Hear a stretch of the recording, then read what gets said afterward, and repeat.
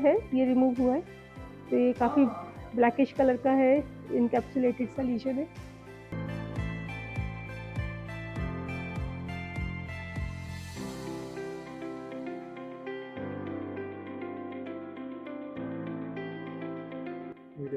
Thyroid का नाम तो हम सबने सुना है, लेकिन क्या पैराथायराइड के बारे में हमें जानकारी है?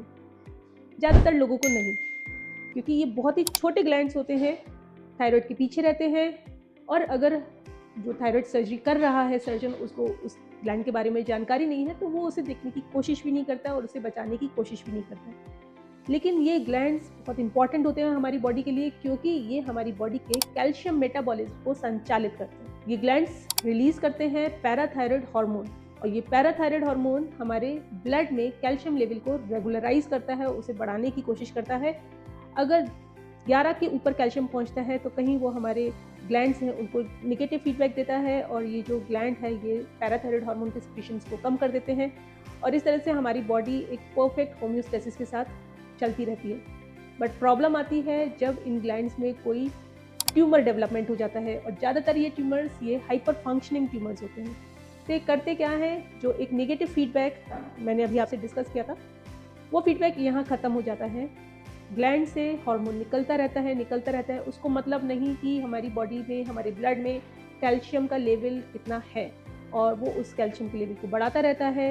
ये कैल्शियम आएगा हमारी हड्डियों से, जो हम खा रहे हैं कैल्शियम, उसके थ्रू एब्जॉर्प्शन बढ़ा देगा, कैल्शियम का लेवल बढ़ेगा, और उससे हमें प्रॉब्लम आएगी, हमारे बॉडी के सारे सिस्टम्स गड़बड़ होने लगेंगे, हमें बोनी वीकनेस हो जाएगी, हमें मस्कुलर वीकनेस हो जाएगी, और पैनक्रेटाइटिस का खतरा हो सकता है। पैनक्रेटाइटिस यानी जो हमारा पैनक्रियाज है उसके अंदर ये ज़्यादा कैल्शियम लेवल हिट करता है, उसको ट्रॉमा पहुंचाता है, उसको डैमेज करता है, उसमें सूजन आ जाती है, और ये लाइफ थ्रेटनिंग भी हो सकता है। पेशेंट कंप्लेन कर सकते हैं बहुत ज़्यादा पैथोलॉजिकल फ्रैक्चर्स का या किडनी में स्टोन्स का। तो अलग अलग पेशेंट अलग अलग प्रेजेंटेशंस के साथ या कॉम्बिनेशन ऑफ प्रेजेंटेशंस के साथ हमारे साथ प्रेजेंट करते हैं। ये एक बहुत ही ट्रिकी सिचुएशन है, जहाँ जो 4 पैराथायराइड ग्लैंड्स होते हैं उनमें से हमें आइडेंटिफाई करना होता है कि किस ग्लैंड में ये प्रॉब्लम है।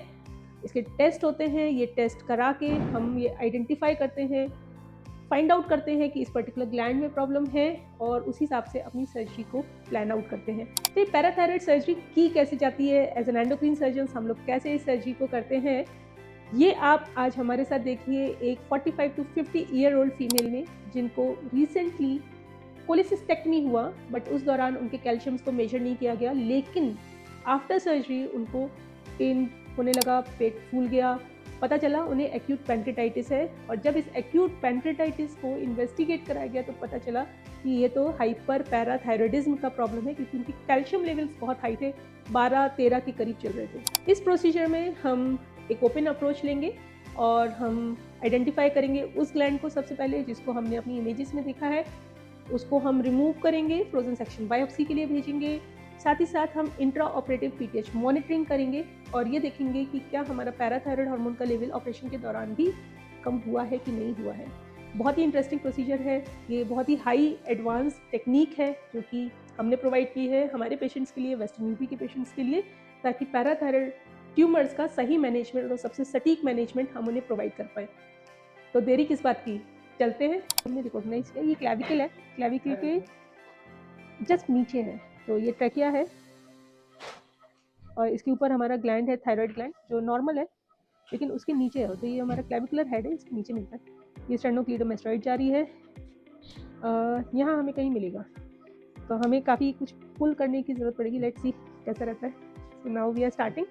ये हमारे वाइल्स हैं जिनमें कि हम पैराथायराइड हार्मोन के लिए जो ब्लड सैंपल्स कलेक्ट करेंगे, और ये इस तरह के पूल पैक्स में आता है, या तो हम लिक्विड नाइट्रोजन यूज़ करते हैं, अदरवाइज हम ये पूल पैक्स यूज़ कर सकते हैं। तो ये बहुत ही हीट सेंसिटिव हार्मोन होता है और बहुत ही टाइम सेंसिटिव हार्मोन होता है।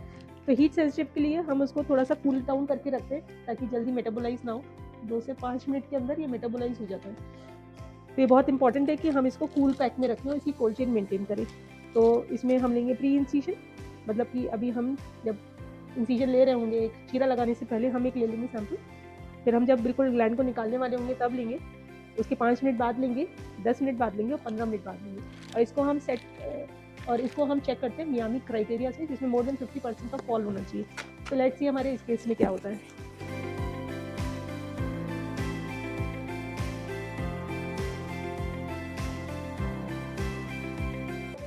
इसमें जो एक्सपोजर होता है ऑलमोस्ट लाइक थायराइड की तरह ही होता है, किसी भी थायराइड सर्जरी की तरह, बट इसमें कई बार हमें बहुत लिमिटेड एक्सपोजर की ज़रूरत पड़ती है। फोकस पैराथायरॉयडेक्टमी में कंसेप्ट है 2 या 3 सेंटीमीटर के इंसिजन से भी लोग काम कर लेते हैं, but I think it's always wise that you have a very good exposure so that at least we don't damage any important structure and we don't fiddle our visibility.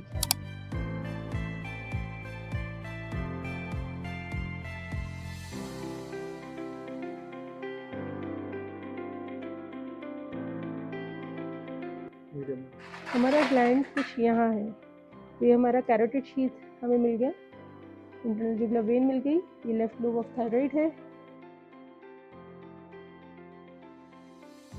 ठीक है। अब हमारे लिए इम्पॉर्टेंट है कि हम देखें रिकरेंट लैरिंजियल नर्व को, हाथ पे हम आइडेंटिफाई कर लें अपनी रिकरेंट लैरिंजियल नर्व को और उसको सेव करते हुए हम इस ट्यूमर को रिमूव करें। कहीं ना कहीं बात सही थी कि ये एक्टोपिक तो है। अब हम देख सकते हैं ये हमारा क्लैविकल है, ये जो हमारा ये है, ये क्लैविकल है, ये क्लैविकल है। इस क्लैविकल की काफ़ी गहराई में है ये और काफ़ी अंदर तक जा रहा है। ये शायद थोड़ा और बड़ा होता तो और अंदर स्लिप कर जाता है। कभी कभी तो हमें ऐसे लोगों में स्टेनल बोन भी कट करनी पड़ती है, बट फॉर्चुनेटली हमारे इस केस में यहाँ तक है, we are about to take it out.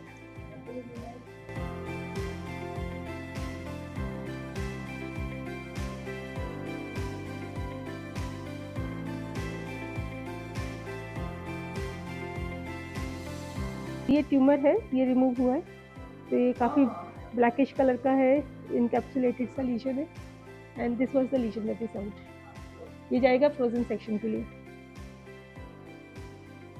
से पहले अब मैं एक सैंपल ले लेती हूँ। तो पैरों में बहुत बारीक वेन्स होती है, वहाँ पे अगर हम कैनुला भी डालेंगे तो क्लॉट होने का रिस्क रहता है। मेरे लिए इजी है, आईजे भी मुझे नज़र आ रही है।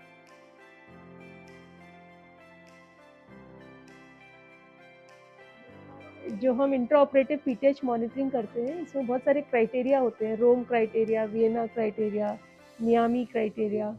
Miami criteria is something we usually follow as a protocol, जिसमें कि हम देखते हैं कि 5, 10, 15 मिनट में जो हमारा प्री इंसिजन या pre excision parathyroid hormone level था वो 50% से ज़्यादा रिड्यूस हो जाना चाहिए, तभी हम मानते हैं कि ये सक्सेसफुल एक्सीजन था।